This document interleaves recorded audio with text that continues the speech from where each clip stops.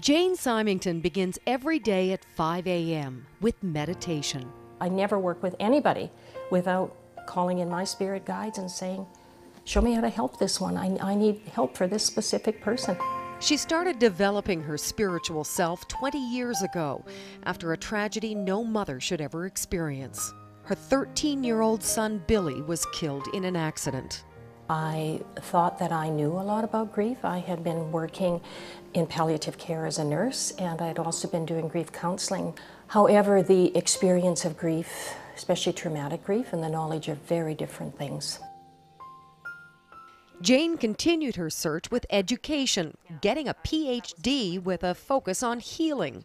And I took an intense look at what is spirituality and how do people use that as part of their healing process. The biggest thing that I discovered is that most people around the world begin their healing journey by looking at what's going on at soul. And I coined the phrase soul pain because that's what I was experiencing, a very deep pain. Jane developed a new method of healing. I do not know anyone who is doing what I call soul work. With her company, Taking Flight International. And does it help a lot with the anxiety? Working with those who are grieving and traumatized by loss and abuse. We need information, but you will never heal somebody using only language skills.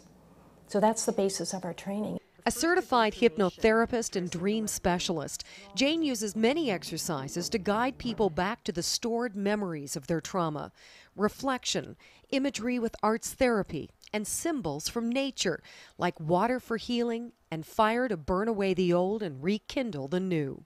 People who've been traumatized need to know what's happened to them. Give them a little information.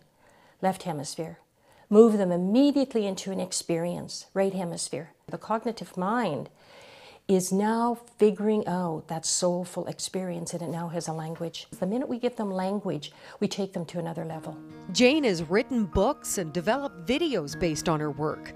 She also teaches and speaks across Canada. I came to the realization that somehow Billy and I had contracted for this, that somehow I needed that pain to use my experience to listen very carefully to what others are going through, but also to lead them with hope along the journey of healing. I like to think that that's one of the things I give the most. Breathe, breathe, breathe. Her vision is to show the world that true healing is possible. I've been very broken. I'm not broken anymore. I work with very broken people. I know what that feels like. I can see it on their face. I can see it in their body. But I also know that something else is very possible for them. That's my vision.